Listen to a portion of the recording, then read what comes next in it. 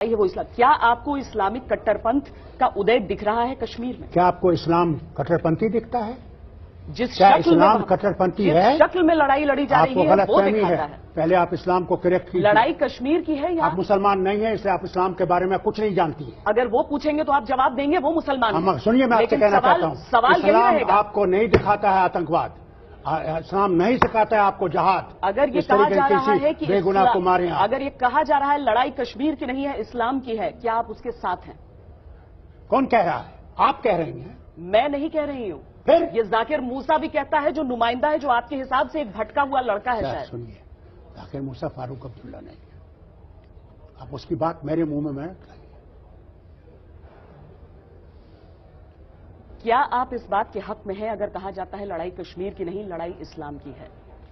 मैं नहीं समझता हूं ये सही है। लड़ाई कश्मीर की वापस आपको ये वापस अल्फाज लेने चाहिए। ये मेरे अल्फाज नहीं है, ये उन आतंकियों के अल्फाज हैं जो हाँ, वीडियो उनके बना अल्फाज बना हो के सकते हैं, सर्कुलेट कर। मगर ये आपके सही है अल्फाज कि ऐसे नहीं गलत होने चाहिए। ये सही है कि गलत है? लड़ाई कश्मीर की है? गलत है।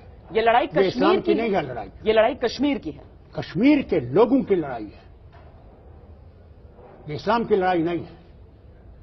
उस गलतफहमी से आप बाहर निकलिए। फारूक साहब, अतीत के कुछ और पन्ने पलटिए। पलट लीजिए। आप तो पन्ने ही पलटते रहते हैं। पलट लीजिए और पन्ने। 70 का दशक आप लंदन में थे, पढ़ाई कर रहे थे। मैंने लंदन में कभी पढ़ाई नहीं की। मैं डॉक्टर जयपुर से एमबीबीएस की डिग्री लेने के बाद लंदन गए थे। जी, हमारी 2 साल यहां भी खिदमत करता था। नहीं, बिल्कुल सही है। हमें मैं 64 में गया हूं, 70 में नहीं गया। आपने जेकेएलएफ भी ज्वाइन किया था। मैंने कभी जेकेएलएफ ज्वाइन नहीं किया।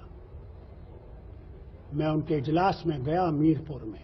इस गलतफहमी से बाहर निकली। हम नहीं गलतफहमी, हमने 2 साल पहले एक आपको इंटरव्यू लिया। गलतफहमियां हैं। मुर्तजा खान साहब से फारूक अब्दुल्ला तो आपको आतंकवादी दिखता है। हमें आतंकवादी दिखता है या नहीं, लेकिन आपने कभी ये नहीं देखा कि हम लोगों ने कौन सी कुर्बानियां दी इस वतन के लिए? वो कभी नहीं आपको दिखा, न कभी दिखेगा। आप पार्लियामेंट के मौतों को समझते हैं, मगर याद है जब आतंकवादी फारूक अब्दुल्ला को मारने आए पार्लियामेंट असेंबली में, 40 लोग मारे गए। ये तो अल्लाह का करम है कि मैं असेंबली से 5 मिनट पहले निकल चुका था।